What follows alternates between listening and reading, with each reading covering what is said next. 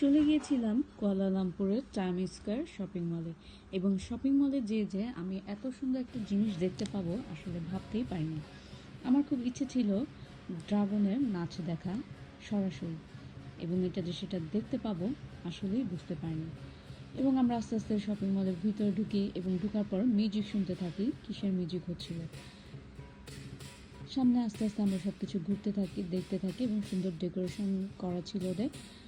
তারপর ঢুকে দেখি আমি ড্রাগনগুলো বসে আছে এবং ভাবছিলাম ড্রাগনের নাচগুলো বুঝি হয়ে গেছে।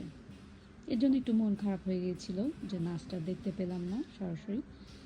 যাই হোক, দাঁড়িয়ে দাঁড়িয়ে ওদের সবার ছবি তোলা দেখছিলাম। এবং আমরা যখন গিয়েছিলাম তখন ছিল চায়নার হ্যাপি নিউ ইয়ার চলছিল, তো সেই জন্যই খুব সুন্দর করে শপিং মলগুলো ডেকোরেশন করা ছিল লাল। যাই হোক, সবাই ছবি তুলছে, আমিও বসে বসে দাঁড়িয়ে দাঁড়িয়ে দেখছি সেগুলো, সবার ছবি তোলাগুলি।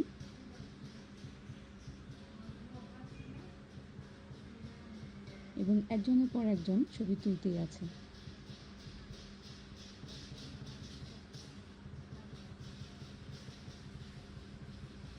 আর ভাবছিলাম কত সুন্দর, এবং এটা সামনে থেকে দেখবো আসলে চিন্তাই করা ছিল না। যাই হোক, আমি ওদের পিছন পিছনে চলে যাচ্ছিলাম ওরা কি করে সেটাই দেখার জন্য।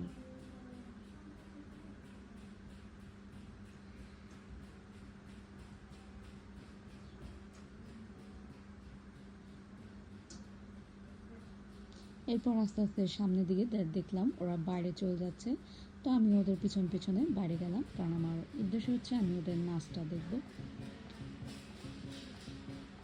এবং ওরা রেডি হচ্ছিল নাচার জন্য।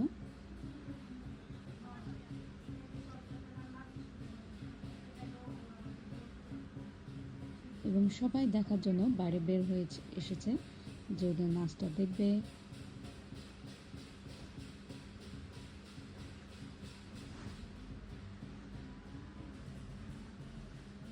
আর আমি ওয়েট করছি ফোন নিয়ে কখন ওদের নাচগুলো হবে।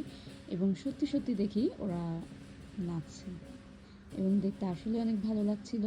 আর আমি যেটা দেখতে পাবো সেটা আমি ভাবতেও পারিনি। আমার খুব ইচ্ছে ছিল যে মালয়েশিয়া গেলে আমি একটু ড্রাগনের নাচ দেখব, এবং একটুখানি হলেও আমার সেই মনের স্বপ্ন, মানে মনের আশাটা আমি পূরণ করেছি। এরপর ওদের খুব সুন্দর দেখলাম, ওরা ভিতরে অনেক কিছু আর পুরানো জিনিসগুলোর ডেকোরেশন করেছে, গোল্ড দেখাচ্ছে, ডায়মন্ড সাজিয়ে রেখেছিল, এবং ওদের খাবারের ডেকোরেশনগুলিও ওরা সাজিয়ে রেখেছিল, সেগুলো প্রদর্শনী হচ্ছিল। দেখতে আমার অনেক ভালোই লাগছিল। আমার ফ্যামিলি নিয়ে গিয়েছিলাম, আমার বোনরা ছিল, 2 বোন ছিল, বোনের হাজব্যান্ড ছিল।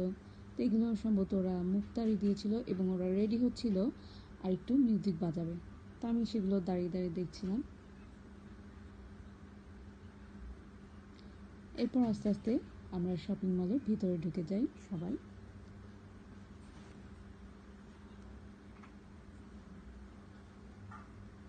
এরপর আমরা ভেতরে ঢুকে যাই, এবং ভেতরে ঢুকে যাওয়ার পর দেখি যে নিচে গ্রাউন্ড ফ্লোরেও ওরা শপিং মলগুলো সাজিয়ে রেখেছে সুন্দর। আমরা এবং আমার বোনরা মিলে পুরো শপিংগুলো ঘুরে ঘুরে দেখছিলাম। আর ভাবছিলাম ওরা কত সুন্দর এবং কত ক্লিন করে রেখে দিয়েছে সব কিছু।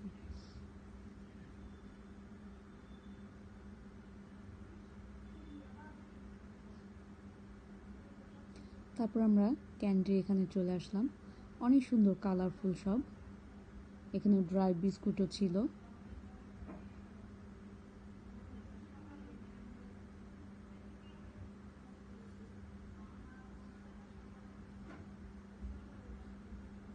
এবং সব ঘুরে ঘুরে আমরা শপিং মলগুলি দেখছিলাম। এগুলো ছিল ড্রাই বিস্কুট, এবং খেতেও আমরা কিছু কিনেছিলাম, খেতে অনেক মজা ছিল।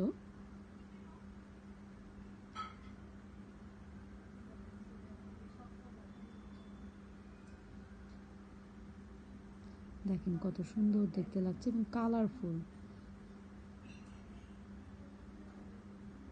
আর এটা ছিল বাচ্চাদের জন্য চকলেট।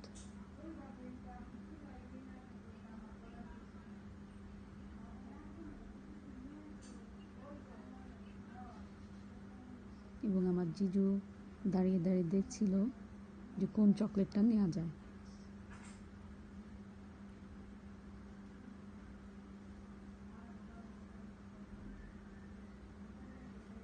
এরপর আমরা ড্রেসের কাছে চলে আসলাম এবং খুব সুন্দর সুন্দর ড্রেস দেখছিলাম। এবং আমার বড় বোন কিছু ড্রেসও কিনে নিয়েছিল। তারপর আমরা টপ টয়তে চলে গেলাম। এখানে একটা মজার জিনিস ছিল, সেটা হচ্ছে আমরা যখন শপিং মলগুলো দেখছিলাম কিছুক্ষণ পর পর একটা ট্রেন আসছিল, যেটা চড়ে সবাইকে ঘুরিয়ে দেখানোর জন্য। তো এটা একটা সুন্দর জিনিস। অনেক সময় আছে হাঁটতে ভালো লাগে না, তো ট্রেনে করেই আমরা ঘুরে দেখতেও পারি।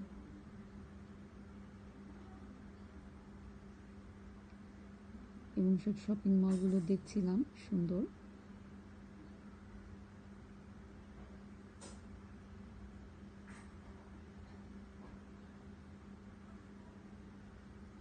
তখন ওদের সব কিছুই ছিল লাল, কারণ চায়নার হ্যাপি নিউ ইয়ার চলছিল ওই সময়টা।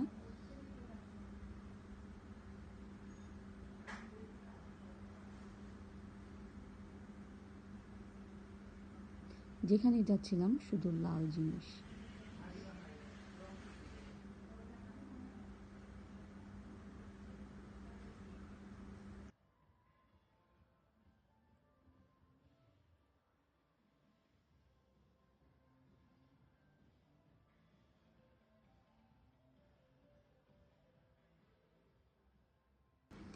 আর এই ট্রেনটা প্রতিটা তালায় ঘুরে ঘুরে দেখাচ্ছিল সবাইকে, এবং খুব সুন্দর জিনিসগুলিও ছিল।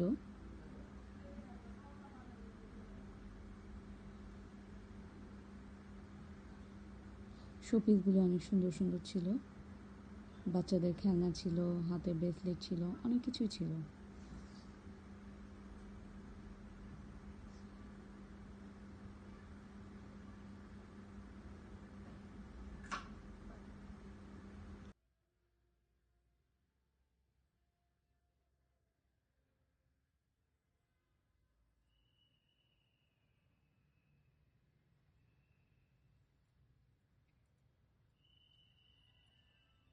এরপর আমাদের বের হওয়ার সময় হয়ে গেল, এবং আমরা যখন বের হচ্ছিলাম তখন বাইরে দেখলাম খুব সুন্দর একটা ঘোড়ার গাড়ি।